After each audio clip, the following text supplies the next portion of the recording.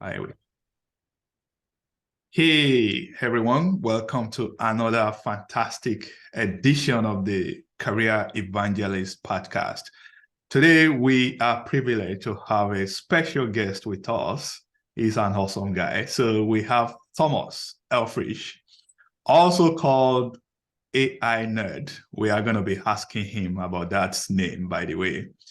Thomas is a technology guru, business innovator, and CEO of Instantly Relevant. I love that name.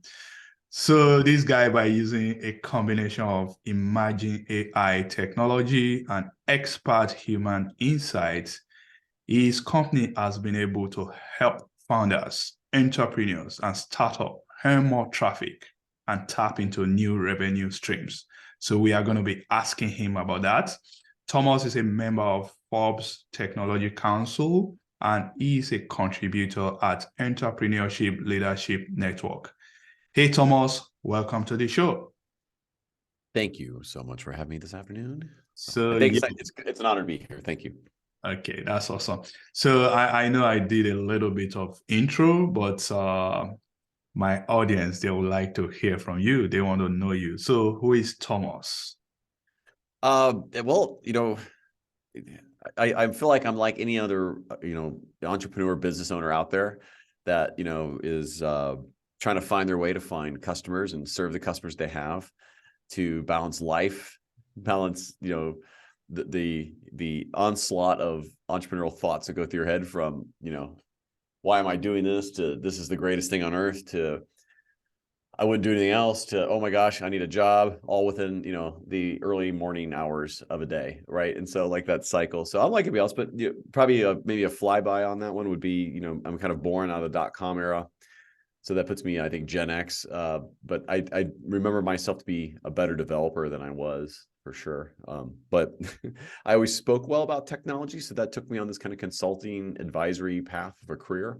And in the last 10 years or so, really developed a high expertise around intelligent automation and AI systems, and specifically of how you do that to automate a process with a human-led interaction that accelerates a human instead of kind of replaces them. So leveraging technology, right moment, right person, to accelerate the process, to accelerate the human, so you can get more done and be more effective. Those are the principles I applied when I started InstantlyRelevant.com, and to the marketing, specifically lead generation space, where you can get a ton more leads and generate business by leveraging technology correctly without losing the human touch and brand and all the things you need with it. But that's the very, very fast version of that. Awesome. Instantly Relevant. So tell us what you do at Instantly Relevant. I mean, just that we find leads for customers. Primarily, most of our customers, they need a handful of things. Typically, it's a social media channel. Most often, it's LinkedIn. They need websites and landing pages, so they need people to check them out and be happy to go land somewhere and give them their information. And then they need a lot of content created. So we manage that entire piece. When companies hire us, they get a full marketing team, lead generation, and strategist, and it's less than a full-time hire. And we do that so you can have all the power you need without having to have, full-time employment on your books. We charge it month to month. We make it very easy, but at the end of the day, we help you find leads, either it be B2C or B2B, because that's what's important to you. And that's the whole point of marketing. No, that's awesome. So you started by talking about balance, and with what you do, I know you are going to be a very busy entrepreneur. So how do you find balance with your personal life and your business life, Tom? I didn't say I did. I said I should. Should. Like so there's a difference. So yeah, how should we get that balance? Right. Let's talk about that. You should. So, here are the things I've struggled with, and then I always try is trying to make sure I make time to go exercise, like those kind of things. That's number one. The man with his health has 1,000 dreams, but the man without his health has only but one. And if you've ever had like a health scare of, what I mean, a regular heartbeat or high blood sugar or what, don't read into that. I'm not saying those are my things, but if you ever had something like that, like a bump on your side or something, you don't think about anything else except what that is in that moment. So take care of yourself. And also you can work endlessly, and sometimes especially as entrepreneurs, we love what we do. And so it becomes very easy to sometimes even just hide in your office and work when you should be playing with the kids or give attention to your loved ones around you. So try to avoid that and make sure that they don't share the same appreciation for your love and passion. But that's how I try to do it, is just keep a conscious mind, and also try to tie to, you know, bigger purpose things like faith and things like that, that allows you to help serve others. And those are things I've discovered later in life here, that I wish I would have had the maturity to discover earlier in life. I think that would have made, as they say at our faith place, that would have made me better at life and life better for me. So anyway, that's some kind of balance between those three. Hey, Thomas. Oh, by the way, can I call you Tom, or you prefer to go by Thomas? You can call me Tom, but I will tell you why I go by Thomas. Okay. It's to be as pretentious as possible to offset my charming personality. Okay, I like that. To those that will not be seeing you, I think you are charming. So, so I like that. You on your website, Instantly Relevant, you said you have a secret sauce. For me, I want to learn about that secret sauce. That's the secret sauce to lead generation. Can you give us an overview of that 4 steps to generate leads, according to your website? Sure. I mean, it costs you $10,000 a month, just for you. That's your special pricing. So it's actually, we actually teach people how to do this themselves. So it's the secret to see in it is in the execution, in the thinking, and the idea that I absolutely know you can't scale it as an individual, and it's not a core competency of most pieces. So I have no problem telling people what we go do, and it's specific to LinkedIn, or social media, say, as kind of one of the core. But I want to just take a step back. When you see lead generation, a lot of people think it's get a list, validate it, run it through no bounce or something, so you can send them a bunch of cold emails and hope your email doesn't get disconnected for spam. Like, a lot of people think that that's it. That's probably the last tactic that we use when we do lead generation, because, and I want to be very clear, if you had a list of 5,000 people and you blast email them out, or you even do very customized using technologies, we've tried them all, and maybe 100 people raise their hand and says, yeah, I like that. You got to realize you just spammed 4,900 people. And so your brand is super important, because you can only do that so many times until it just kind of fades away. Top brands don't spam. If you've ever noticed that, you don't see Tiffany's or Nike or Porsche or anybody else. They're not lighting up, or anything you're interested in, right? IBM, like, you don't see them lighting up your inbox with just nonsense. Like, they're really good and careful about it. So take your brand even where you are and make sure you're not spamming, as lead generation, most places have it. That being said, the secret sauce is in how we approach the problem. Okay. I know specifically, I'm just going to use LinkedIn as the example. We don't do ads. We do all inbound effect. And we do this by, first of all, by giving. And so my teams do about 1,000 comments a week on other people's posts. And it's not just anybody, it's the targeted list. Now, what I'm describing is exactly what we go do for other companies. So we get a list of personas that we can look through Sales Navigator or whatever else. Let's say like the CEO of the United States, maybe a founder, a company, 100 people, or 100 to 50, maybe recently funded, et cetera, geography driven. And we'll look at their posts. The team will do comments on them and ask a neat question, and they'll do a way to draw attention to, say, your profile or my profile, and people will connect in with me. Then the other part of that is making sure that my profile is set up for a very clear understanding of what I do and how I can help them. And if they have the need, why they should contact me. So if you go to my profile on LinkedIn, you'll see this as generate more leads. It'll have a statement about I generate leads for entrepreneurs and this and that. And it'll also give you where and why to go, which says the best meeting of your week. So you go click that and you said, that's the call to action. It didn't send you to a website. It sent you to me. Now, if you go to our website, it checks out. That's the other component. You have landing pages that check out. It reinforces. So when people start checking you out, and we start doing outreach, and you start doing these commenting, you get people interested in you because you gave them something first. You have to make sure that other stuff is also set up, which is often called marketing, which is your landing pages, website, your profiles, your logos, your brand statements, your value proposition, your system, if you have one, your unique selling propositions. They all need to be in place, but it's how you get the people to interact with you is the secret sauce. And that's how you approach the problem of how people think and how people actually want to be interacted with, and not how you think, you should, or you've been told to, which is we do this, we do that, fill in the blank. No one wants to get weed on. So I think you've really highlighted a very important point that many people may not know. I like the way you put it. The first thing is that your team, they are very, very deliberate and targeted. So they will try to interact with the right personas, the right customers. By commenting on their posts, they can now redirect them or ask questions that will get the other people to be interested in their profile. Hopefully, they will go and look at their profile. And with that, maybe they will begin to, want to get more curious and want to learn more about what you do. And I think that's a very, very good step. Now, let me ask you, is there a way you can use technology? You are the AI nerd, right?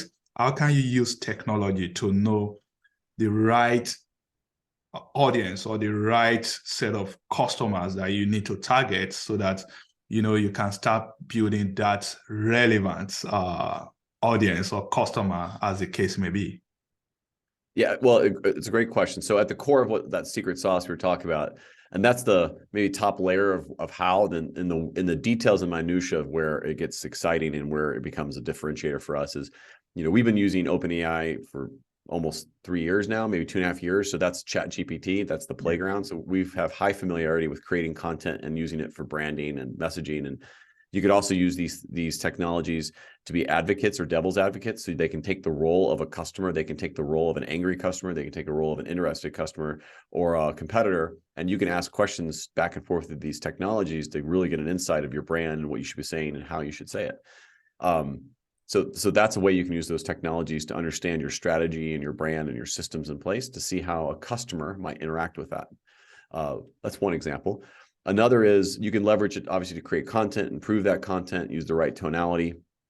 You could actually digest some of the posts and content from your prospective customers and ask these technologies to give a perspective on tone, seriousness, what kind of writing would probably be most appealing to this type of persona. And you can then create content that's more like that. That way, when people read it, they can more mirror with it.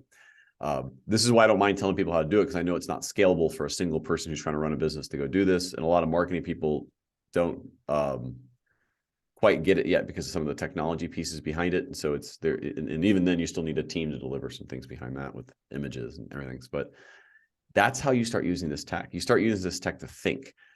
And you use it to go create content after you thought. So anybody can create content, but if you're just creating content without the thinking pieces first, it's not going to go very well. It's just going to be flat because you're going to be out competing against people who are already thinking. So use the technologies to go back to my original piece of automation, right? To accelerate what you're doing, not replace what you're doing. So think through the problems, think how you can leverage the technologies more specific, and how you can leverage them specifically to just accelerate your day. And that could be from your scheduling, that could be from, note-taking on video and audio for training for sales, to creating your content, to thinking through your strategies, any of it, pricing models.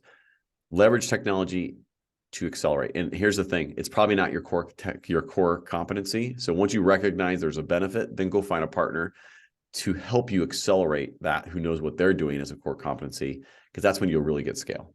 So that's a very good point that you just made, because ChatGPT, you say you've been using it for 2 years. I became aware of ChatGPT when Microsoft bought a stake, or when they acquired the OpenAI, right? And it's been crazy recently. Everyone, we now talk about AI, and I think it's changing our ways of life. And I also like what you said. It's not to replace what we do, but to accelerate us. And I think that's a very, very good point. Now, there are people like me out there. They may not know how to interact and use this tool. Maybe you can share with us 1 or 2 things that you feel or that people are missing when it comes to using AI tool, specifically ChatGPT. Well, first of all, just don't be afraid of it. The reason it's gotten so, like 100 million users in a month or whatever the record is, is because of the ease of use and the conversational nature of the chat.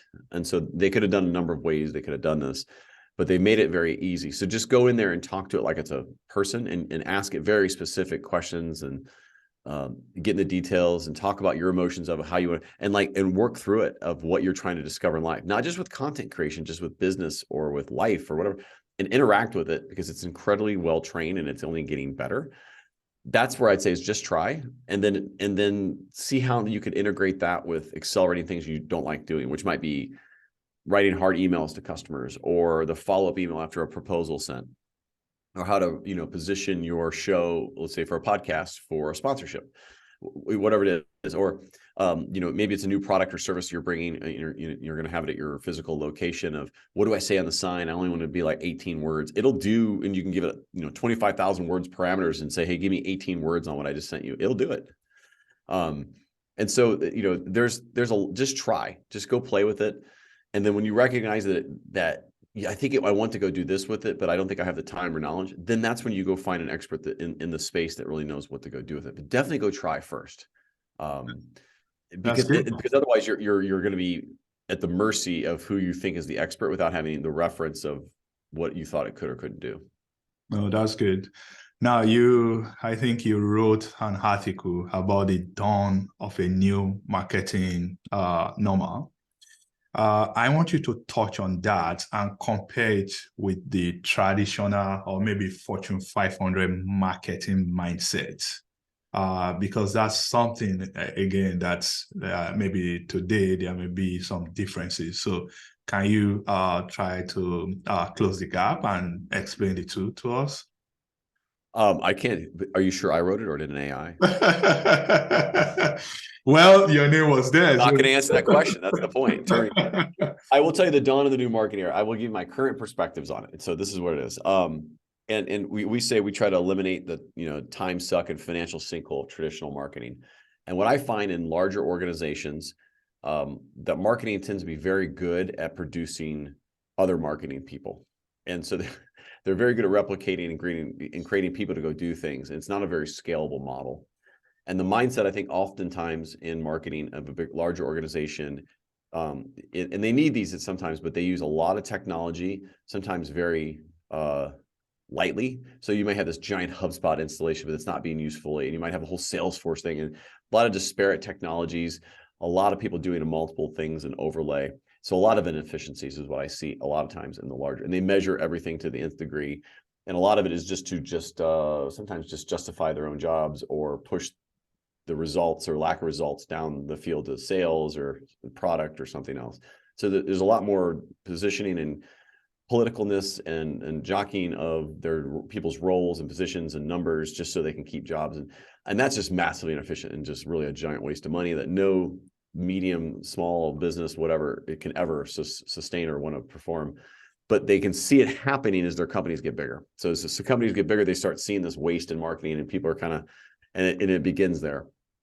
My take on it is leverage your core competencies in your company and go get as many capital dollars to support that and leverage a very small forward-thinking marketing team or person to leverage partners in the space that really know what the hell they're doing, that are also on your full-time employment books, meaning a service that might be month to month or yearly or quarterly that's designed to go do a specific functions of marketing for you really well as an expert and make them drive the value of that. That way you have an expense that is coming, that you can get rid of at any point, and they're accountable as a team as opposed to just you've hired all these individuals and you're hoping that whole thing comes together.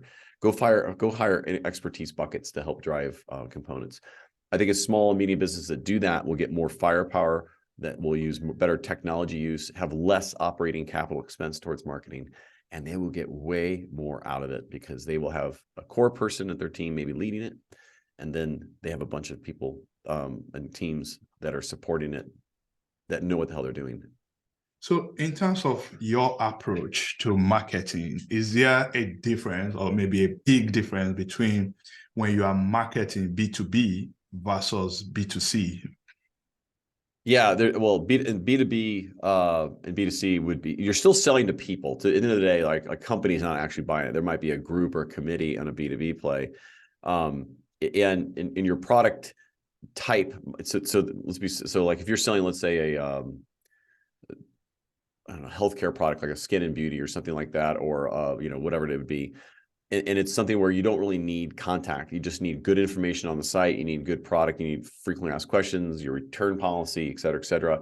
Here's how you buy it, put your information in, it's drop shipped and it's gone. There's no humans touching that process potentially, right? It's just, it's there. That B2C requires good landing pages, good copy, good brand messaging, imagery, all that piece. Very likely is anybody going to take that company brand and go look up the founder on LinkedIn and go look at their profiles, and they might, but typically it's in the moment, in the product page, go buy it. That B2C, high volume. The flip side of that B2B, where you have potentially, let's say, a founder, owner, key individuals, you have a longer sales cycle, maybe you're selling services or even a SaaS, but it's a bigger play. They're going to start checking out people around that company because it's a longer sales cycle. So this is where your profiles on LinkedIn, let's stay there because B2B typically plays itself towards LinkedIn more than, say, like a Meta or something else like a TikTok. But they're going to be checking out the company, the posts, what the brand is. And then the biggest motivator on B2B, and especially larger ticket items, is that the person that's going to maybe come buy from you doesn't want to get fired for hiring you. They don't want to pick the wrong tech. They don't want to pick the wrong service. So you better check out. If you're not an Accenture, KPMG, IBM, big company, you're up against them losing their job for picking you as a boutique or some other kind of service if you're a smaller company. So know that you have to be even more focused and more professional and more aware and more and relevant to them than you're going to be against your competitors, especially if you want to charge, market prices. That's the difference, is in the moment landing pages, let's go do ads and let's get all that right, versus a much bigger play of how does everyone check out? What's the executive eminence? How does people feel? What do they post? Completely different kind of a model. Okay.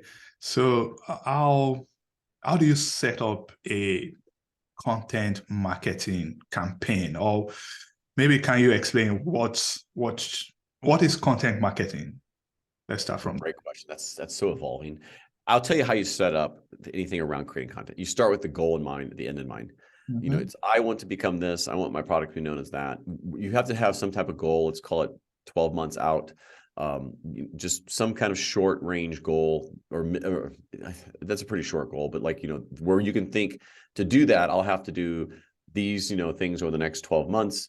And to do that, I'll have to stop doing this. I'll have to start doing this. I'll have to meet these people. So you start with the goal in mind and back into, do you have the network? What's your personal brand look like? What's the company brand look like? Do you have the services and processes in place? Do you have all the things that are in place where the answer is yes, no, no, whatever? You have to go make sure you're filling those gaps in, because the content you create is then going to be targeted towards that ideal customer profile that you've determined that you want to sell to or be like 12 months from now. Because the things you need to discover is not writing what you do, but more in the context of sharing of information of how you solve problems in that industry. And so people are looking at your brand and your personal brand and company brand as a value add solving, I trust you. People buy from who they know, like, and trust, is what the people always say. I don't believe it's actually enough. People will only buy from you if you're relevant and they know, like, and trust you. And what we try to do is think through that path, create the right content that becomes relevant faster. That way people get to know, like, and trust you. And then when they're ready to buy, you've already established relevance and you've held the relevance through that cycle. There's nowhere else they would need to go buy, because they like, trust you, and you're relevant. You always have been. Is there any tying that around? Yeah. Or you're instantly. I like the way you explain it, but is there any way to establish that relevance, that, hey, this is what people are looking for, and this is how I can package myself, so that they will see me as a go-to person? Yeah, absolutely. So all those things described of what you would become, where it is, and all the assets you need to be behind it, between your posts, your comments, your blogs, your articles, the videos you create, images you use, the brand statements, all those things have to be around what you offer as a service and how it solves that problem to be relevant. And what you'll discover along the way is your offerings will change because the relevance factor isn't there where you thought it was, or it's really kind of more over here towards this demographic. And so or this population, if you will. And so you have to adjust your branding slightly, your messaging slightly, your tonality, your use cases, as you see where you actually are relevant based on a number of factors. Maybe it's how you look, how you talk, where you live, your background, whatever it is, your network. That's where I think a lot of entrepreneurs fall down, is they're just so bent on where they think they should have gone. They forget to look where the targets, if you're a ship at sea and you were chasing a light, there are currents that will move you out of that direction. Sometimes you got to just change your course a little bit to keep heading at that beacon of light. which would be your customer, and to be relevant, you better be able to navigate that and not be blind by, no, we're going this way. So, Okay. So there's a lot. I mean, there's a lot there, and that's the kind of piece that I think is really exciting, is knowing how to put that together and having teams that know how to really think through that, because I assure you, it's not a core competency of most business owners. It's the worst ones are the ones that think they know it all. Like, you'll never scale if you know it all. I just don't accept you don't know it disagree. all. I don't disagree with you there, Thomas. So as we are wrapping up, I want to, when we started, you mentioned something about why am I doing this? So I want to understand you. What's your motivation behind starting your business, Instantly Relevant? Oh, because I've never been promoted. So I just keep getting laid off every time I take a job. And I was like, you know what? I might as well just start a company that's taking people. Happens to be true. Happens to also be in the name of the book I'm writing, which is called Never Been Promoted. Yeah. Anyway, we'll get into that later. No, I love it. So I love this. I love problem solving, and in particular, like being on the side of entrepreneurship where I serve and answer to the customers. I'm not one who does really good having a boss, but not that I'm mean. Just to be clear, I just prefer to chase my own dreams and help other people. I have a passion for entrepreneurs and helping them chase their dreams too. And if you can monetize that for yourself and at the same time help them build their business, that's a perfect, cheesily, synergistically win-win-win, whatever consultancy language we could throw in there. But I really like that model where everyone in the equation is winning. Okay. Your customer, your customer's customers, all of it, right? And that's who we look for. And so I enjoy those setups. I like the interactions of meeting other founders and how they think. That's exciting. I don't feel like I work any day. I come down here and it's usually like, oh, it's 5 again. Oh, it's Friday again. It's like, oh, I still have so much more I need to do, but I don't look at it as work. So finding that passion makes it very easy for me to kind of dive in and, do this. And it just happens to fits my persona to think through marketing, kind of customer related. That's awesome, Thomas. You mentioned passion and at the same time solving problems, and that is very, very important.